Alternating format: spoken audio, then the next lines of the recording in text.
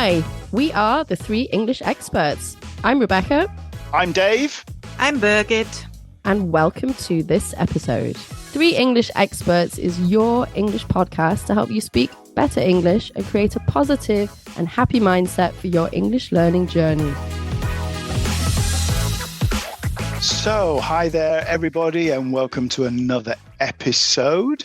Today, we're going back to vocabulary. So, we're talking about upgrading your vocabulary, and we thought we'd look at it in a couple of ways. Firstly, how to upgrade your vocabulary, maybe in a more formal context, in a more formal situation.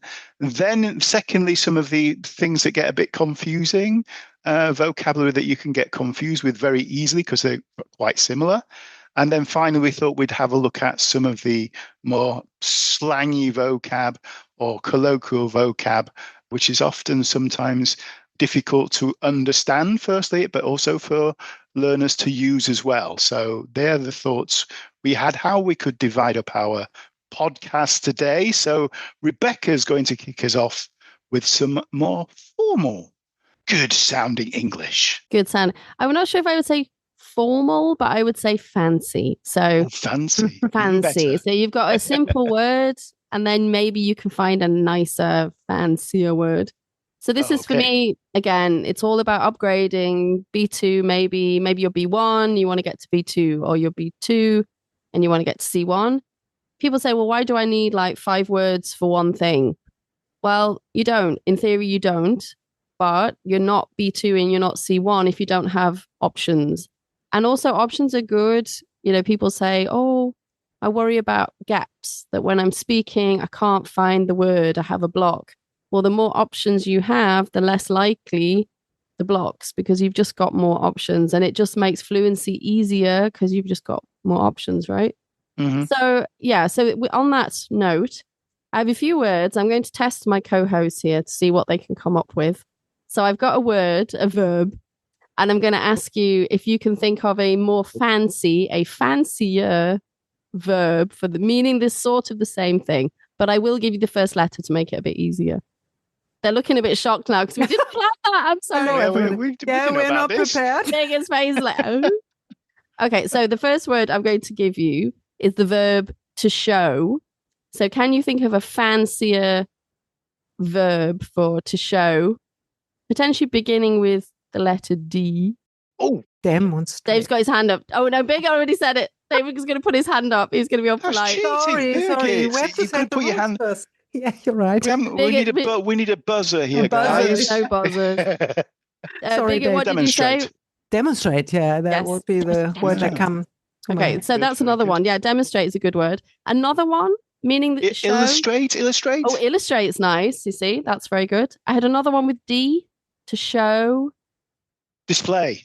There you go. So for show, we've had demonstrate, display, illustrate. You know, so we've got some really nice words there, just from one to show. 8 words. 8 words. Demonstrate, illustrate, with 8 at the end. Oh, I see 8 words. 8 words. Yes. Okay, I'm going to give you another Understanding the natives. Oh, keeping up. Yeah, keeping up with the native. Okay, I've got another one. So how about the verb to create? Also with a D, maybe? Biggest got a hand up. Design, yes. Yeah. Design. Another one with D, Dave? To create, to design. This is a really fancy one. D-E. You see, it's not that easy. He's under pressure. Develop is good, yeah. It wasn't developed, though. Oh. I had devise. Oh. Which comes from like device, you know, people know about their devices, but to devise is also to entwickeln, to develop, to create. Yeah. To devise a plan, for example.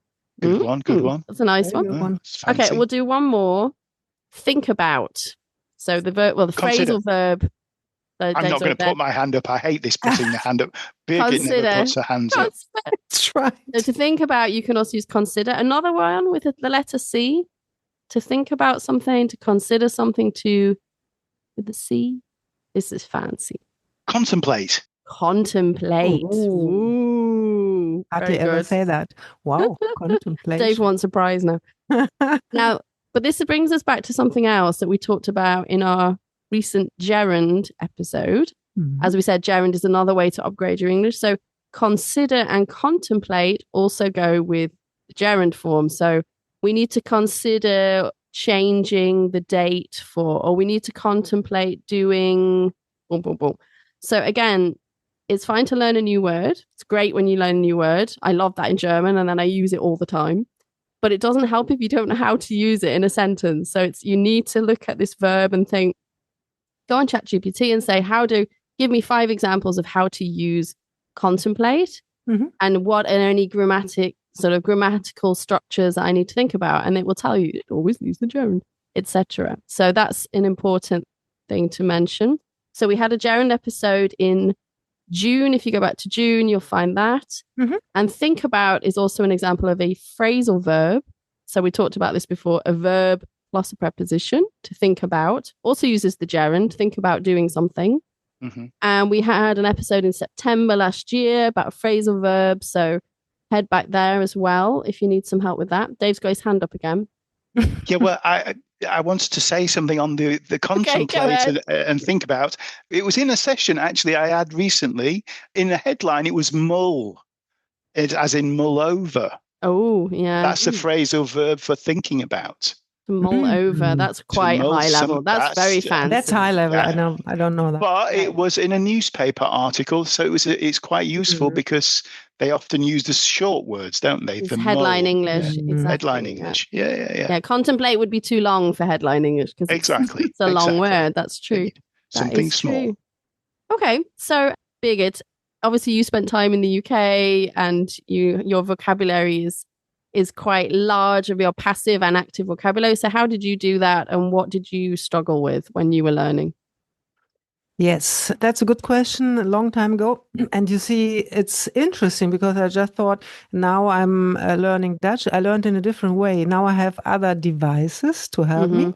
So I can ask ChatGPT and an app today to upgrade and have conversations with, which I couldn't when I was in England. But of course, I had conversations with real people. That was exceptionally nice. I really like that. And what I notice, and I tell my learners also, because when you learn a language, you go through different stages. And it's a progress once you sort of are able to get into the flow, have a conversation, because of course when you live there, you will be able to do that. And later you are able to pick up more things from people when they talk. So at some point I noticed I could sort of hear certain words which I didn't obviously use then, and then I asked the people or I looked them up later, and I collected a few which I remember that sort of added to my vocabulary because people use them really, like something like devastated or hilarious, tremendous, obnoxious, inconsolable. Yeah. Wow. Yeah. I don't know whether we should translate them now or put them in the show notes because obviously that's words not everybody explains, but maybe you can explain them. Devastated or something. Yeah. Again, it's just a typical way of saying, I'm bodenzerstört. It's like a disastrous thing, but I was devastated. But it is very common, actually, when you think about how people speak at home. Tremendous. Oh, tremendous. He made a tremendous effort to do this, or it was a tremendous display of, really, really big, great, or we had a tremendous storm. You can use it in like, not meaning it was great as in we loved it, rather that it was very huge, dark. Yeah, exactly. Yeah, there's some really great words. Hilarious. There. I think people used a lot. Very funny, yeah. Very funny. Hilarious, yeah. We love that word. We do. About the series you watch, a film you see. Yeah, it's hilarious. Obnoxious. I like that word. Do you say that often? Absolutely. Yeah. How could you explain obnoxious. that?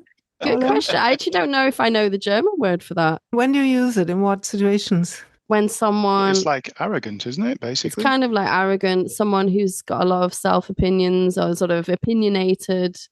Annoying. And when you're annoying, talking and about doesn't listen to other people and doesn't care about other people's opinions. So obnoxious. Doesn't care about other people. There's no empathy. Yeah. Mm-hmm. So no, German translation for obnoxious, Birgit? Any ideas? Good question. I actually don't know what I would say for that. Arrogant. It's more than arrogant. It's kind of arrogant, isn't it? I will come up in a second. And inconsolable und tröstlich. So if you're really, really sad. So there's a lot of these nice that you pick up. Widerlich. So widerlich, yeah. Again, a word I don't even use in my own language very often. Widerlich, very obnoxious. Abstoßend, I think I would abstoßend, as a person, but it has to be a person. Obnoxious behavior, for example. But that would fit with obnoxious. Yeah, abstoßend, but it only like from a person point of view. He's obnoxious, or that was obnoxious behavior or something like that. Yeah. And you see, when you listen to a word in the country or somebody says that, I have the guy in front of me, I know who said that, and then peculiar. And I didn't know then what that meant. So I asked somebody, peculiar, seltsam, strange, peculiar. And that's the hook, isn't it? It's this remembering who you were talking to, what the conversation was. I know that when I learn German words, I can remember where I learned that or when that came up. I remember I was looking through my list of German words actually today to see how do I learn my German words? Same thing. And I had at the top of the list, unabdingbar. Ooh, I never say that. Unabdingbar, which means indispensable, imperative in English. And I know where it came from. It was to do with COVID, and I was watching the news, and they kept going on. It was unabdingbar to get yourself vaccinated. Basically, it was like it had to. The vaccination was unabdingbar. We needed it. Yeah, it was, and I remember that because the next word is impfling. Impfling. Oh. Remember that? The impfling and during COVID, the people who were vaccinated, very weird. But yeah, you do have this memory, I think, sometimes of where you were, how you learned that word. Yeah. Absolutely. Yeah. Okay. And now over to some slang upgrade. From Dave. Yes. Oh, I love slang. I could talk about slang for years. And so I did a bit of research on sort of business slang. So I thought I would then quiz my co-hosts here. So here we go, guys. Have you heard of the word pumped? With a P, pumped. Yeah, Pumped. So somebody has been pumped or pumped. So you could say, I'm pumped to be here. Often if you're giving a presentation, for example. Yeah, I know. But it's slang. Pumped. Pumped means I'm like so excited. Actually, it's a good one for Birgit. Mrs. Enthusiasm. I'm pumped. Thank you. Pumped. Nobody has said that to me. What does that mean? Yeah, I'm really happy, motivated, excited to be here. Feels like I'm pumped up kind of thing. Yeah, with the muscles kind of thing. Pumped. Do you know that Flitzpumpe or something? I don't know whether that's what's that? Flitzpumpe. Don't even know whether that's positive. Maybe that's even more a bit negative. Somebody who's a bit over the top. Maybe. Okay, it's over the top. Yeah, pumped. No, pumped. I wouldn't say wouldn't be negative. No, you would use it about yourself after I'm pumped to be here. Yeah. Okay. And it's often used in presentations, particularly. It's I think an Americanism that's come gradually over into normal English as well. And so the next one. To circle back, often used in meetings. Have you heard this one before? Yes. I think that's fairly known in business. Circle back, zurückkommen nochmal, mich nochmal einziehen.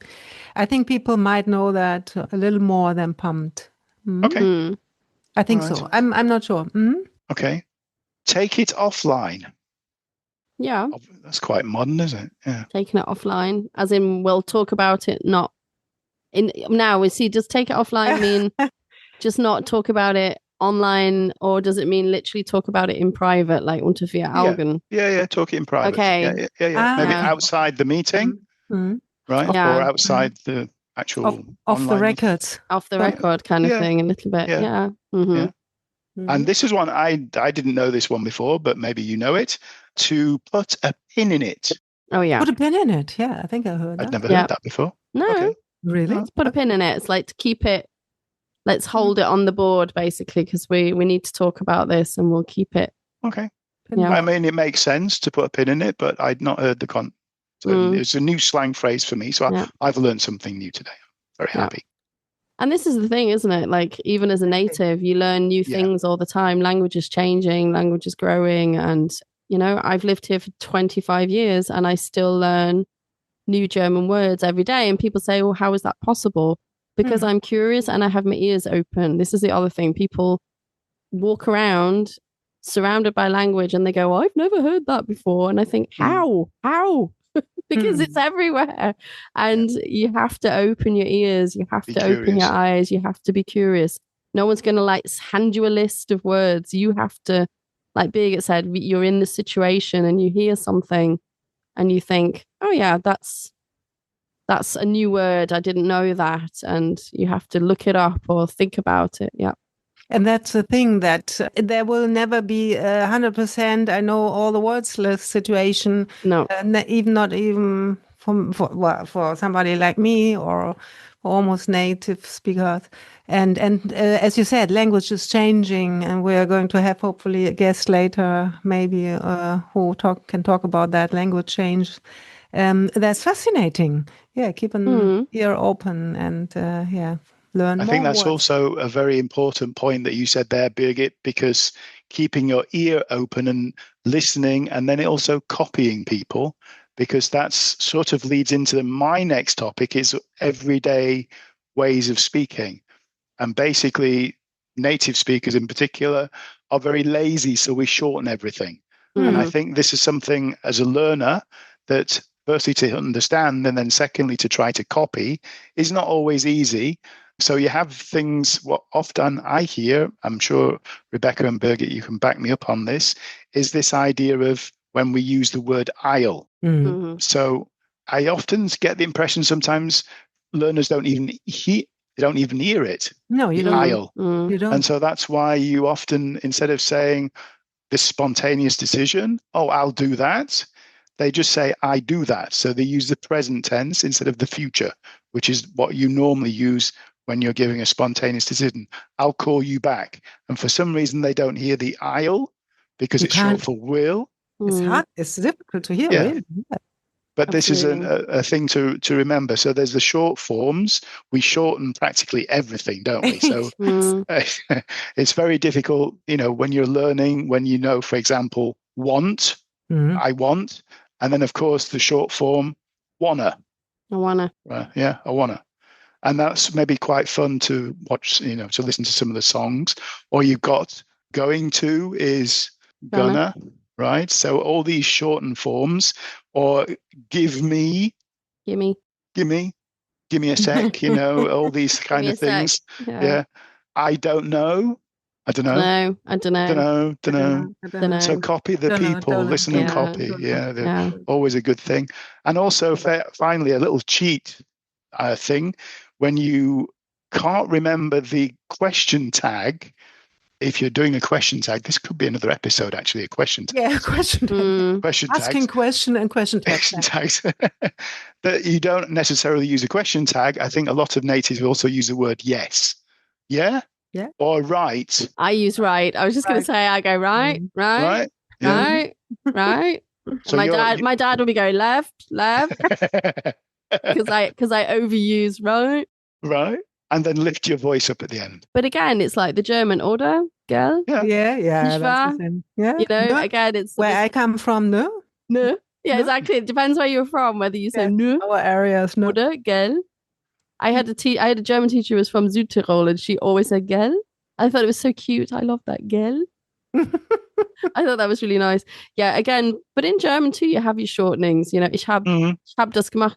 You know, years I would have said ich habe, because I would have always just, that's what I learned. And then you find out, oh no, you can actually say hab ich gemacht. You know, that's how you, again, that's from listening to people and how people speak that you pick up. Correct me if I'm wrong, though. I think sometimes learners feel that that sounds wrong if they say it. Would that be correct? I don't know. I don't know. Again, it's this sort of authenticity thing, isn't it? It's finding your voice. And I think Hmm.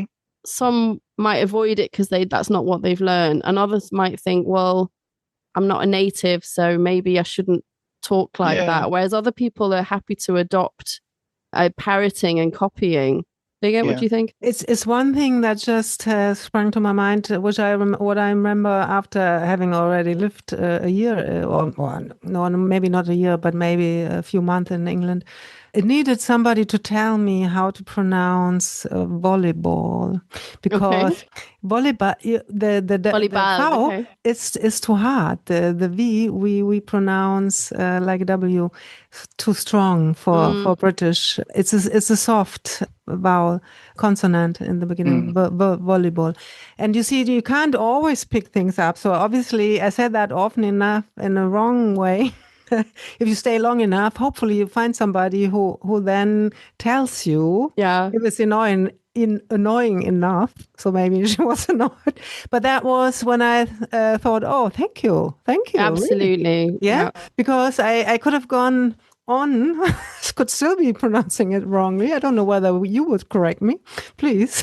This is the thing. It's different. I remember I had a client and I always used to say was in German was, and he would say, Rebecca, wie bitte, wie bitte. And God bless him, Jürgen, if you're listening. That I never forget that. And I think I thank him so much for that, because it's because in English I'll go, what? Which doesn't sound very nice.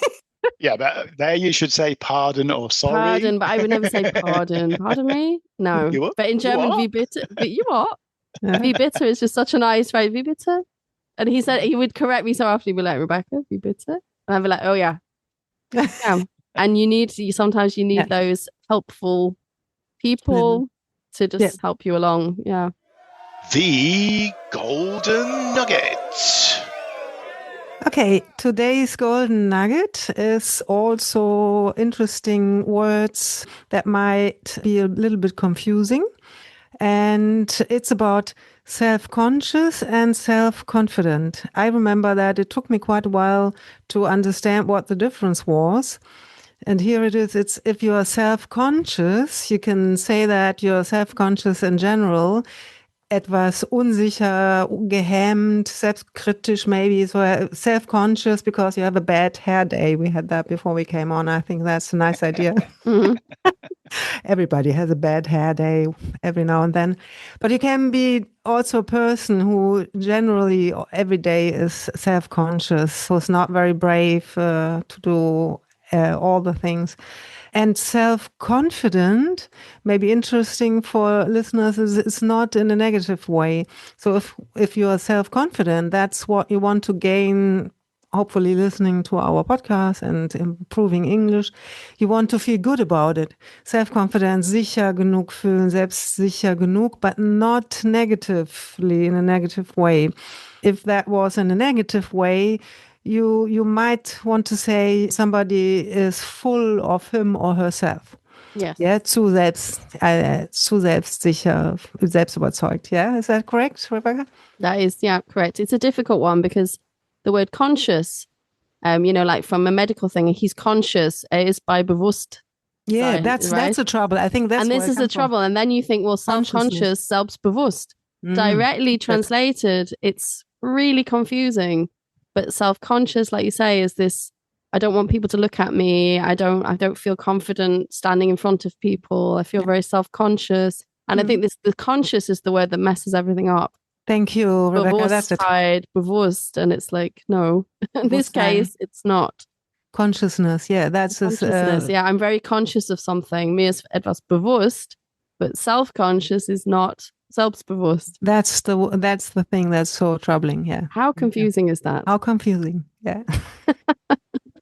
Okay, so that was our episode on upgrading. Lots of nice input there, vocabulary input.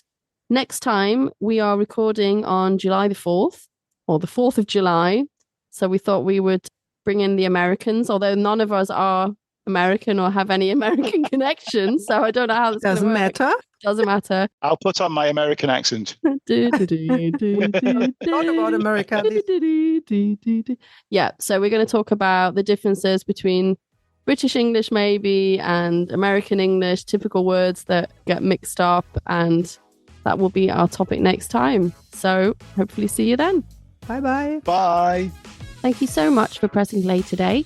If you enjoy our podcast, please share with your friends, your family, or your co-workers. Or you can also support us by giving us a thumbs up or a star rating or a review on whatever podcast platform you are using to listen to us. For questions and comments, you can also head over to our website, 3englishexperts.com. Thank you so much for listening. We really appreciate your support. Have a great day and see you next time.